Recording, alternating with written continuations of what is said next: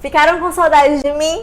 No piscar de olhos eu voltei. Já trago pra vocês um novo episódio com uma nova receita do nosso especial de Natal. Esse especial maravilhoso começou domingo lá no Instagram e segunda aqui no YouTube, sendo que eu trouxe pra vocês já 4 receitas maravilhosas pra vocês levarem pra sua ceia de Natal, pra vocês fazerem a ceia de Natal de vocês ficarem muito mais gostosa, muito mais colorida e muito mais cheia de sabor. No domingo eu postei uma receita de purê super delicioso, super fofinho, leve e aerado. Na segunda-feira eu postei 2 receitas, uma farofa crocante maravilhosa e uma salada linda e colorida, cheia de sabor, cheia de textura.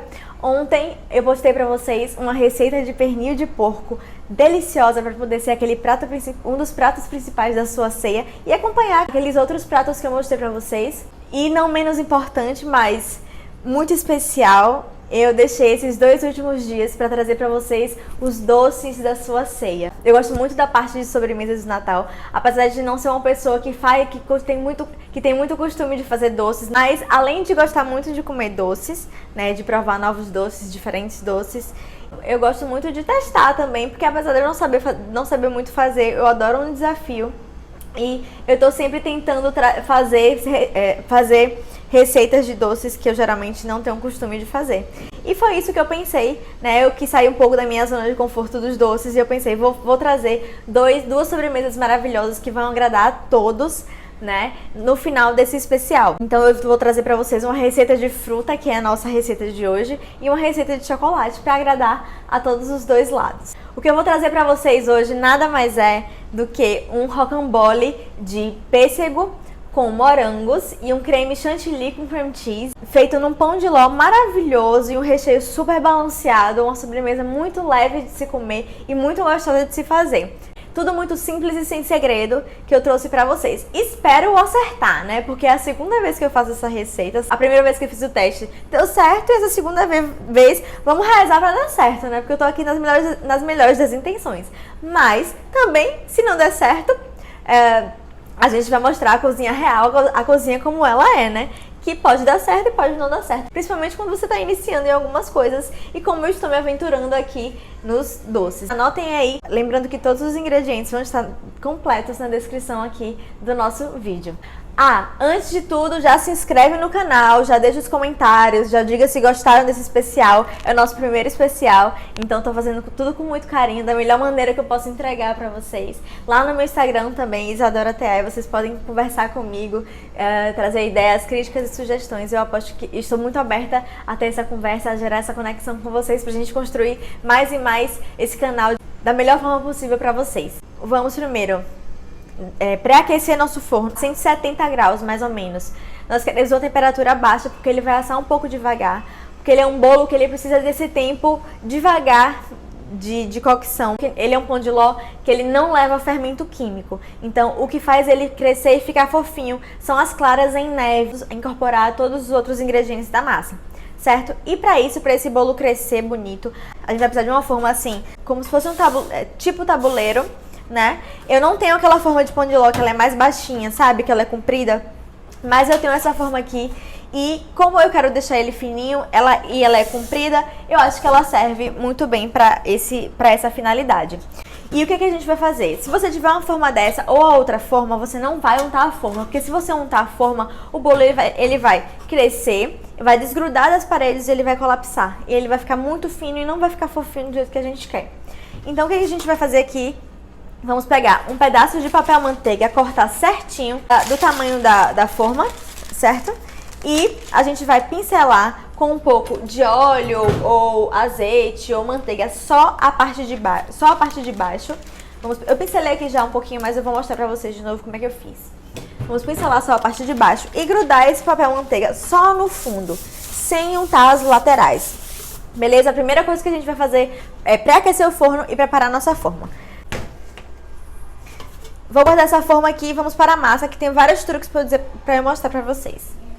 E vamos para a massa, que eu tenho vários truques para mostrar para vocês. E vamos para a massa, porque eu tenho... Vou guardar essa forma aqui e vamos para a massa, porque eu tenho algumas coisas para falar para vocês sobre ela, beleza?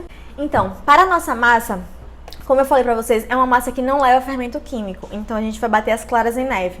Eu vou precisar de 4 ovos separados, então são 4 gemas e 4 claras em temperatura ambiente, certo? Primeiro nós vamos bater as claras com o açúcar, pode ser granulado ou esse refinado um pouquinho mais grossinho.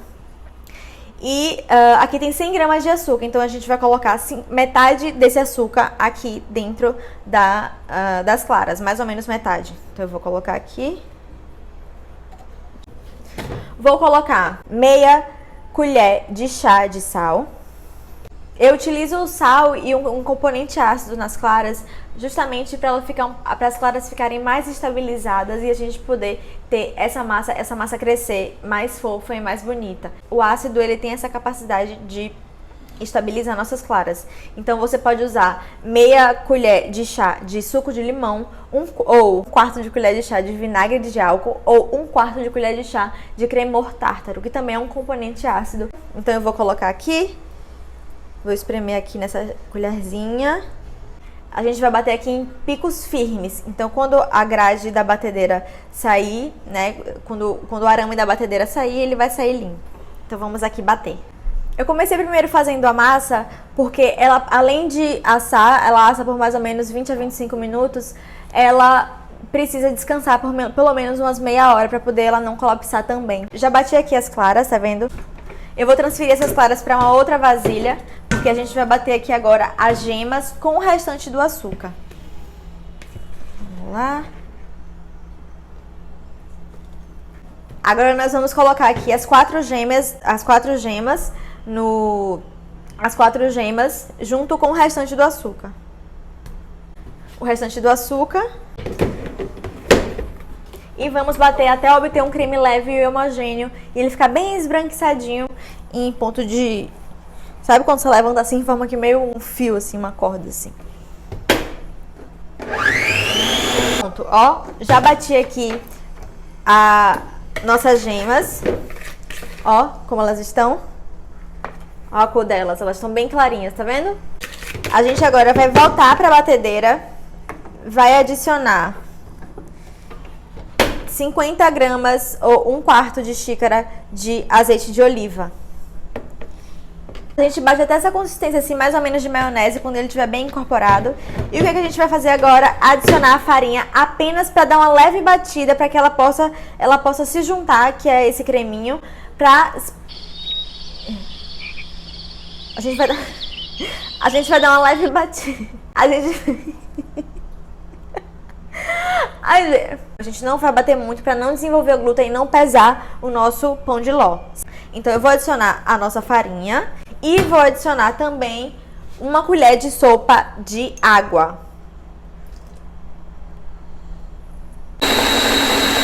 Mais ou menos nessa textura, fica mais ou menos nessa textura aqui pra vocês, tá vendo? Tipo uma massa de bolo mesmo. O que a gente vai fazer? A gente vai adicionar mais ou menos um terço dessas claras aqui para poder temperar essa massa. O que é isso? Meio que preparar essa massa para receber o restante das claras. Então a gente vai apenas misturar de qualquer jeito mesmo esse um terço das claras aqui na nossa massa. Mais ou menos isso. Vou colocar aqui. E aí a gente vai mexer normalmente mesmo. Não precisa de muita coisa aqui nessa parte. O que eu gosto desse pão de ló é que ele é um pão de ló muito fofinho e ainda assim ele é úmido. Geralmente pão de ló, pelo menos particularmente, eu não gosto muito, mas essa receita aqui em especial, ela é fofinha e ela é úmida também porque leva um pouco de azeite de oliva. E eu acho que bolo com azeite de oliva, ele fica muito gostoso. O que iremos fazer agora é pegar metade dessas claras e colocar aqui. E vamos envolver essas claras. A gente não vai fazer o que eu fiz na primeira vez. A gente vai envolver as claras. A gente vai, ó, de cima para baixo. A gente não vai destruí-las. A gente vai fazer com que elas se juntem na massa.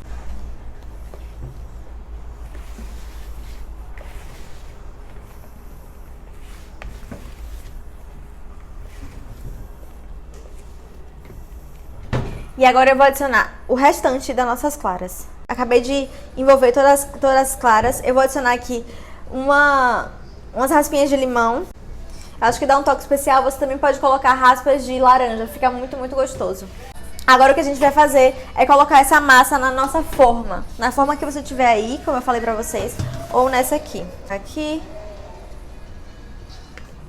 E aí o que eu vou fazer? Eu vou pegar uma espátula e eu vou espalhar essa massa todinha por aqui. Massa bem espalhada, a gente vai dar umas batidinhas assim. Agora a gente vai levar ao forno por mais ou menos 20 a 25 minutos. No meu forno são 20 minutos, tá? Se passar desse tempo, se passar de 25 minutos, a massa ela vai ficar dura. Principalmente quando ela tá nessa finura aqui, que ela tá bem fininha. Então se a massa ficar dura, você não vai conseguir enrolar muito bem ela vai acabar quebrando. Então, quando der 20 minutos, menos que isso, não abra o forno, senão ela não consegue subir. Quando der 20 minutos, você vai lá, checa, só bota o palitinho assim no meio pra ver se ele não sai sujo, pra ver se não está cru.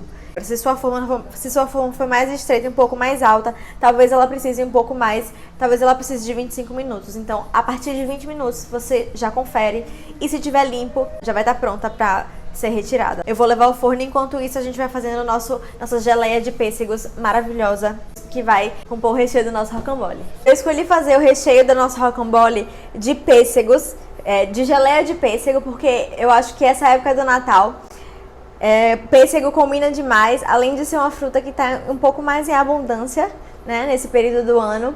E eles estão muito cheirosos, macios. Aí eu pensei, por que não utilizá-los, né? Cortei bem aleatoriamente, não precisa porque a gente vai transformar em geleia.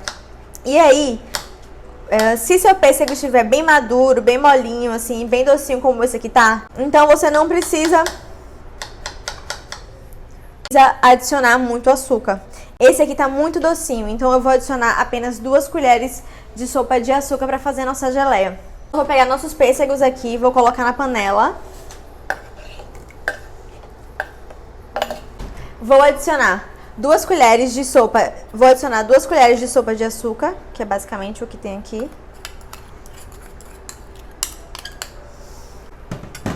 E vou adicionar umas gotinhas de limão para balancear esse doce, né? Para dar aquela acidez a mais. Também para realçar, né, o gosto do pêssego. Eu adoro botar limão e raspas de limão nas geleias das frutas que eu faço. A gente vai misturar esse pêssego. Eu vou adicionar um pouquinho de água porque porque o pêssego ele não solta tanta água assim na hora de fazer a geleia. Então eu vou adicionar mais ou menos umas 4 colheres de sopa de água. Assim, a gente leva em fogo médio, cuidado para não queimar, e de vez em quando a gente mexe. E vou partir agora para os nossos morangos. Eu quis trazer esses morangos porque a louca das texturas, né? Então o pêssego ele já vai nessa geleia que ele vai estar um pouquinho mais cremoso, um pouquinho mais molinho, e ele vai estar um pouco mais doce também. E aí eu pensei, por que não colocar uns pedaços de morango? Porque além de estar um pouco mais duro, o morango ele vai trazer uma acidez que vai equilibrar com todo esse prato, né? E eu quero cortar ele em fatias assim, no comprimento dele, que eu acho que fica muito interessante. E eu acho que o morango, nesse sentido, ele é muito bonito. Ele é uma belezura da natureza. Nossa massa já está pronta, certo? Então o que a gente vai fazer é pegar uma gradezinha dessa, ou até mesmo na grade do fogão, se você não tiver uma gradezinha dessa. Essa aqui eu tirei da minha churrasqueira elétrica. E a gente vai deixar ele de cabeça para baixo. Ele não vai cair porque a gente não untou as bordas. A gente vai deixar ele de cabeça para baixo para o ar fluir melhor nessa massa e esfriar corretamente. Então vou virar e a gente esquece ele enquanto a gente faz todo o resto da receita. Vou fazer assim.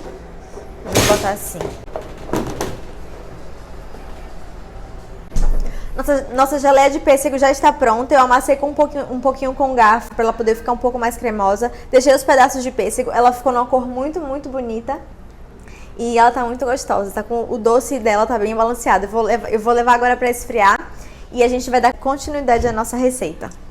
Nossos morangos já estão cortados, nossa geleia já está esfriando, nossa massa também já está esfriando. Agora a gente vai partir para o creme de chantilly.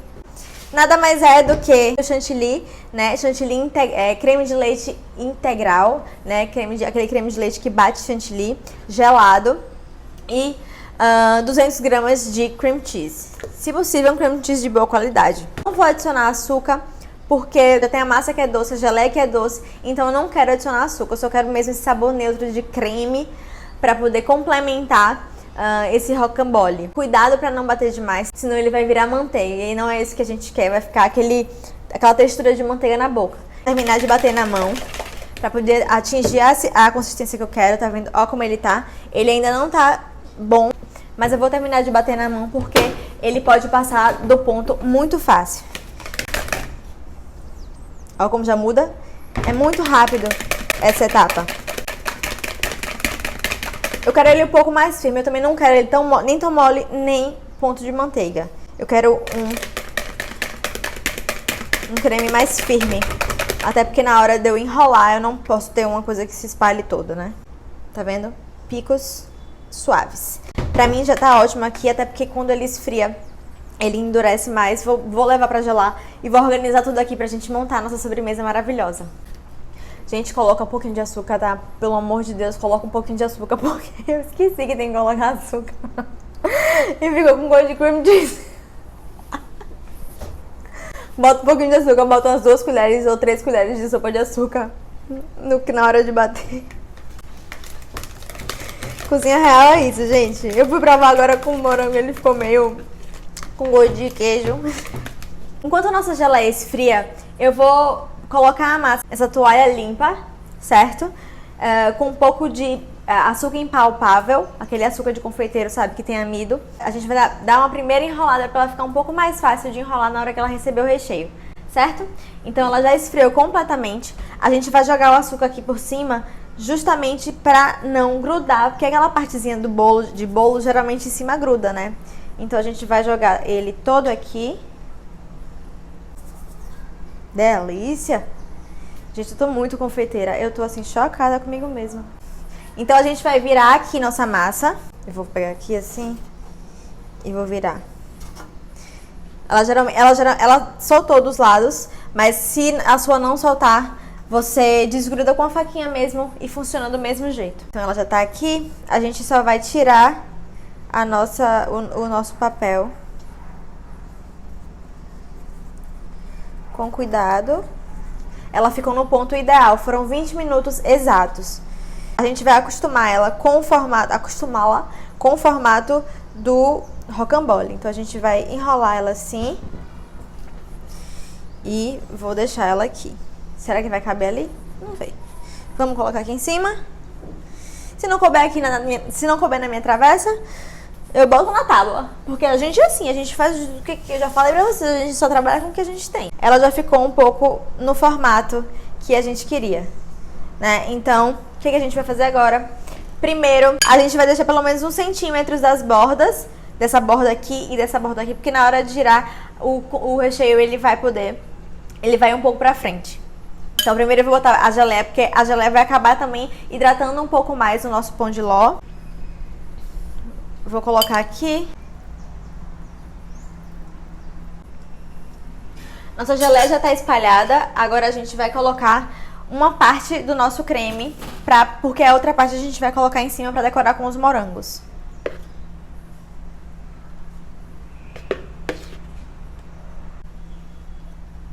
Espalhar bem nosso recheio. Agora a gente vai enrolar o nosso rocambole, é hora da verdade, tá, gente? Mas vai dar certo, porque aí a massa tá perfeita.